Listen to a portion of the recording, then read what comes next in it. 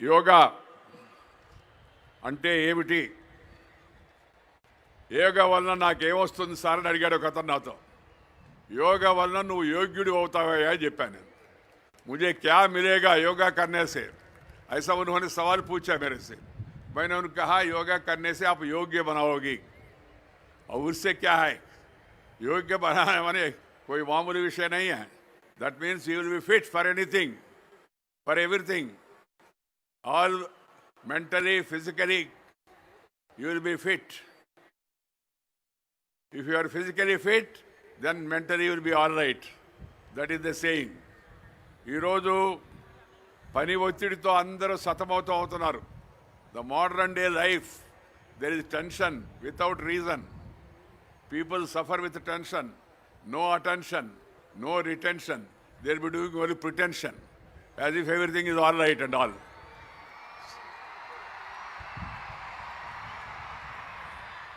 And in this particular juncture of the public life of not only India and also even Western countries more for that matter, yoga is the therapy, yoga is the medicine, yoga is the remedy for all the problems, and yoga will really help you, teach you how to be normal, how to be all right. Keeping that in mind, I would call upon the people to join this program in large number. And then this is not a one-day program. It's not a one-day event for a camera or for general public and all. Yoga should be part of your life. మన జీవితంలో యోగా ఒక భాగస్వామ్యం కావాలి. ప్రతి ఒక్కరు యోగా తయారు చేయాలి.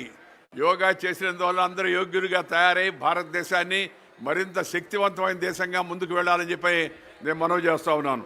So it should be taken as a mission, not for commission, no remission, no omission, passion for the nation. Then have this mission of yoga. That is my advice to all the youngsters.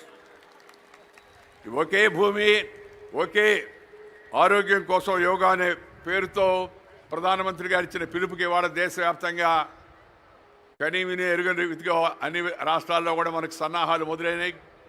మన పక్కనున్న ఆంధ్రప్రదేశ్లో, తెలుగు రాష్ట్రంలో మాన్యులు ప్రధానమంత్రి గారు రేపు వచ్చి ఆ yoga day కార్యక్రమాల్లో పాల్గొంటున్నారు. మనం ఒకరోజు ముందుగానే భాగ్యనగరంలో ఇక్కడ యోగా కార్యక్రమాన్ని వాళ్ళ ఒక రకమైన ఆ ఇంగ్లీషులు చెప్తుంటారు కదా, కట్ అండ్ రైజర్ అని, ముందుగా మనం ఈ కార్యక్రమాన్ని వాళ్ళు పెట్టుకున్నాం. సంతోషం. ఈరోజు ప్రజలందరూ శాంతితో ఆరోగ్యంతో ఉండాలనేదే మన యొక్క లక్ష్యం. ప్రపంచ ప్రజలందరూ, మనమే కాదు, ప్రపంచ ప్రజలందరూ కూడా ఆరోగ్యంగా ఉండాలనేది మన లక్ష్యం. అందుకని ఈ సంకల్పాన్ని తీసుకొని మనం ముందుకు వెళ్ళాలి. యోగా అనే పదానికి మన పెద్దలు విస్తృత అర్థాన్ని చెప్పారు. యోగా అంటే ఇంద్రియాలను వశం చేసుకోవడం. యోగా అంటే మానసిక శక్తులను ఏకం చేయడం. యోగం అంటే ఏకాగ్రతను సాధించడం. యోగం అంటే ఆత్మశక్తిని మెరుగుకల్పడం. యోగం అంటే సాధన చేయడం. అంతిమంగా యోగం అంటే మానవత్వాన్ని సాధించడము. అది అంతిమ లక్ష్యం. తత్వశాస్త్రంలోని 6 దర్శనాల్లో యోగ దర్శనం కూడా ఒకటి. భగవద్గీతలోని ప్రతి అధ్యాయాన్ని కూడా మనం కానీ గమనిస్తే దాని యోగమనే అంటారు. ఈ సందర్భంగా ఆది యోగి పతంజలి మహర్షిని స్మరించుకోవడం మనందరి యొక్క ధర్మం. వారు అక్షరబద్ధం చేసిన పతంజలి యోగ సూత్రాలు సర్వకాలాలకు ఆచరణీయమైనవి. యోగ చిత్తవృత్తి నిరోధ అని పతంజలి మహర్షి ఆ రోజుల్లో తెలియజేశారు. యోగ అంటే చిత్త వృత్తులను, ప్రవృత్తులను నిగ్రహించడమే అని దాని యొక్క భావం. చిత్తం అంటే మనసు, వృత్తి అంటే పనిచేసి ఆ మనస్తత్వం, ప్రవృత్తి అంటే. అందువల్ల వీటిని నిగ్రహించడం అవుతుందో అది చాలా ముఖ్యం. అభ్యాసం, వైరాగ్యం ద్వారానే చిత్తవృత్తులను నిరోధించడం సాధ్యమవుతుందని పెద్దలు చెప్తారు.